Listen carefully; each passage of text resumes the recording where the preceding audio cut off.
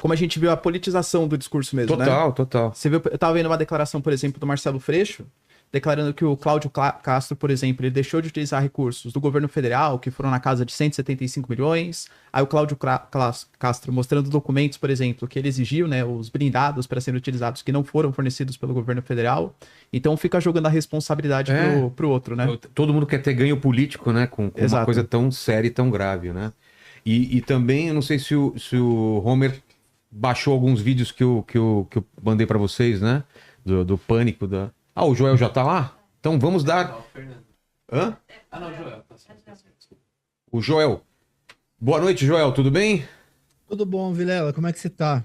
Estamos aí, né? Tentando digerir as notícias com informações que estão chegando a todo momento. E eu imagino que você também tem trabalhado muito aí nos últimos Meu minutos e Deus. horas aí, né? As últimas 12 horas foram sinistras, cara. Acho que fazia um. Não foi o que eu trabalhei no mês passado. Marcelo, tá bom, querido? Tudo bem, Joel? Beleza.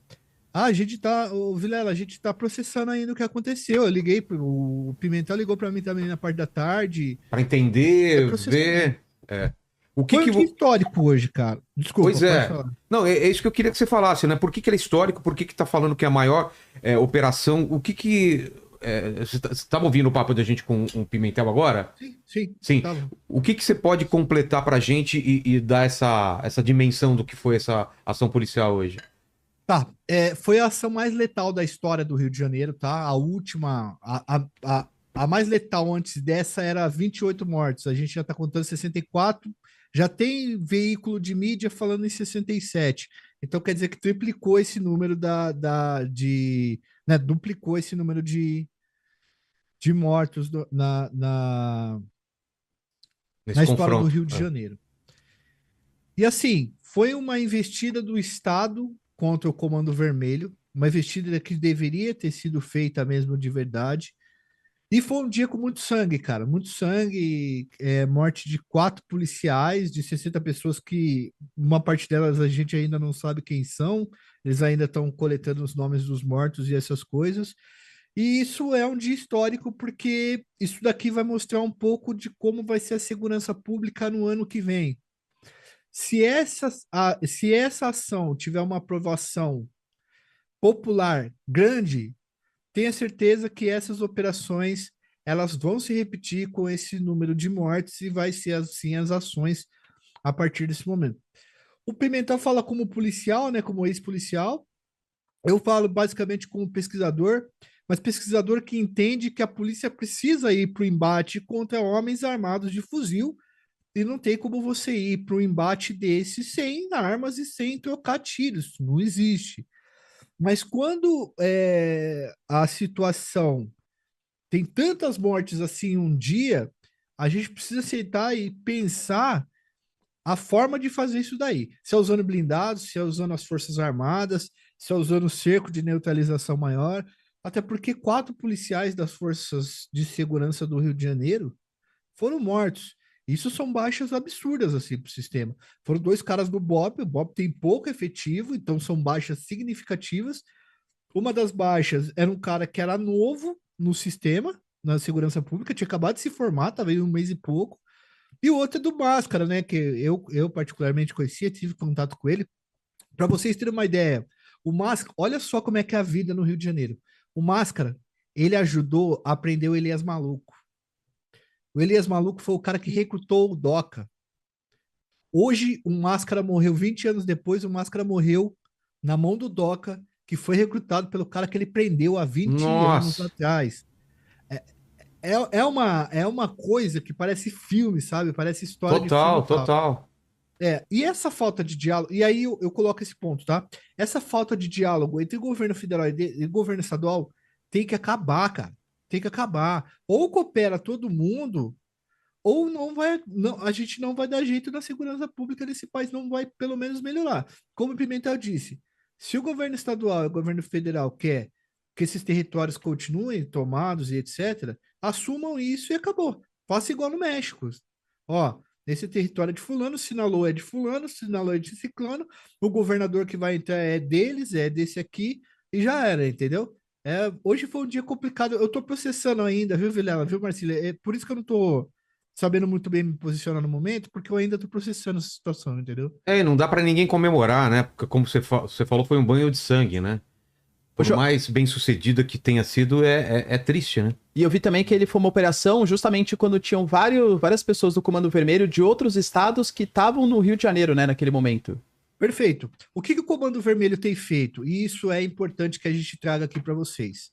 O Comando Vermelho, ele tem aberto hotéis, tá? Dentro do Complexo da Penha, do Complexo do Alemão e principalmente da Rocinha, eles constroem prédios e eles vendem essas suítes para que os caras de outros estados que sejam faccionados possam ficar lá e ficar escondido de boa, porque veja só, para invadir esses dois locais, quer dizer, para entrar nesses dois locais foi preciso 2.500 policiais com toda a tropa de elite, tanto da Polícia Civil quanto a militar. Então foi preso sujeito do Pará, sujeito da Bahia, do Espírito Santo, caras faccionados de várias facções que estavam escondidos ou passando um tempo ali dentro do Rio de Janeiro, no Complexo da Penha, no Complexo do Alemão.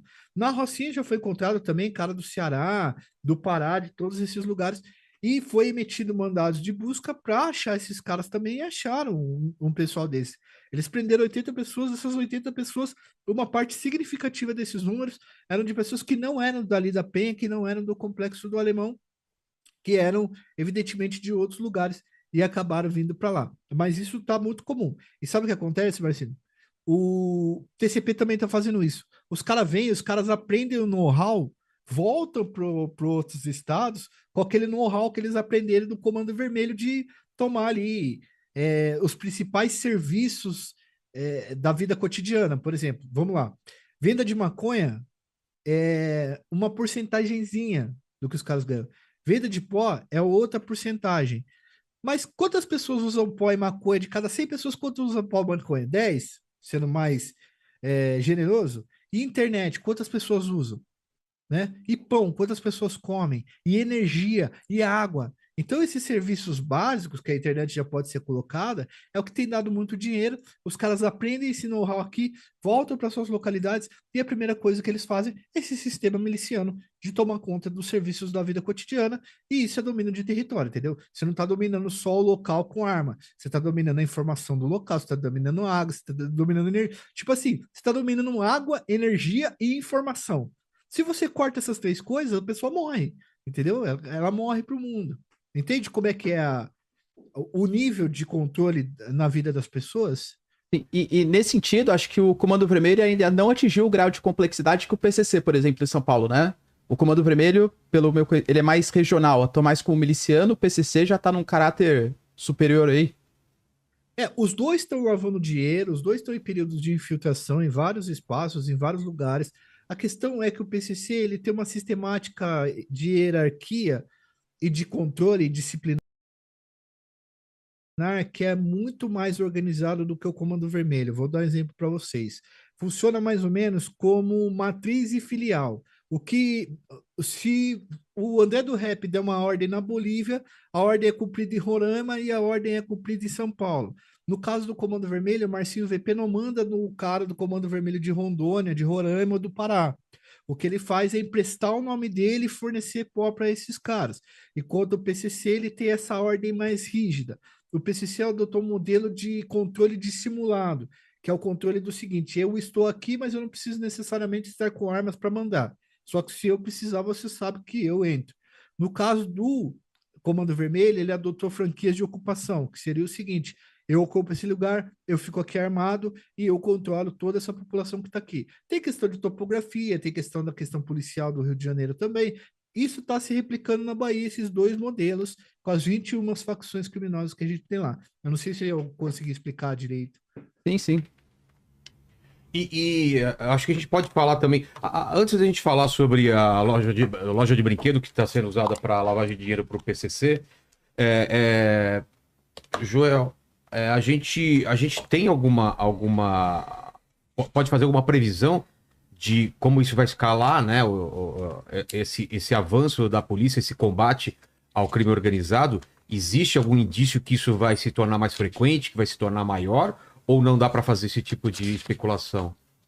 Isso foi um grande baque no Comando Vermelho, assim como foi aquele grande baque quando teve aquela operação Carbono Oculto, que desmantelou o posto de gasolina, a usina do PCC. É um baque, é uma paulada muito forte, perdeu vários caras que eram chefes, foram presos. O Belão da Quitumba, por exemplo, que é um cara muito famoso da Quitumba, que é um cara muito famoso, braço direito do Doca, o contador do Doca que fazia o recolhe das bocas, foi preso também o Nicolas.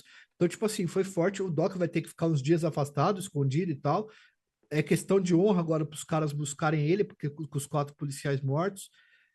Não, eu acredito que nós teríamos mais operações aí, mas eu acho que o que fica disso daí é a briga política, tá? Por quê?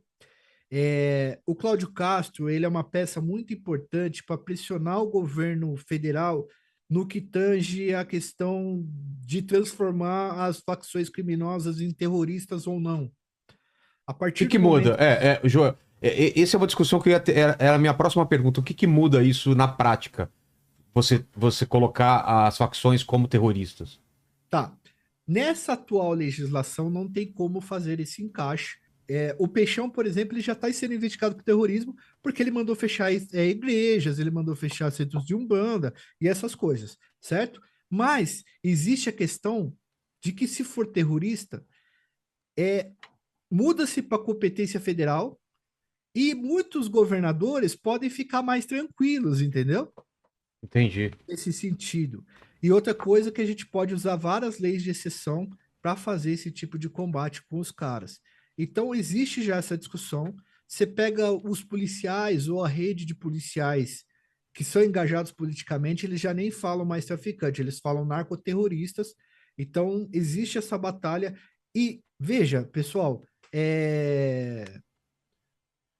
a partir do ano que vem, na verdade, o ano que vem, a pauta vai ser segurança pública. Não Não tem duvido. muita pauta para falar. É segurança pública, vai ter negócio de buquelização, tudo isso daí. Esses governadores, eles já estão esquentando a situação para bater de frente com o governo no ano que vem. Eles sabem que o calcanhar de Aquiles da esquerda é a segurança pública, e realmente a esquerda não sabe falar de segurança pública, não sabe, não sabe discutir, infelizmente, é muito difícil. A gente tenta fazer essa discussão, pô, se você fala alguma coisa, se relativiza algo, o cara fala que você é bolsonarista. Então, já existe esse conflito e essa tensão, e o Cláudio Castro agora, ele apertou a corda mesmo, como a gente diz, né, ele puxou a corda, né, fez uma tensão, e talvez seja essa questão aí que vai acontecer no ano que vem.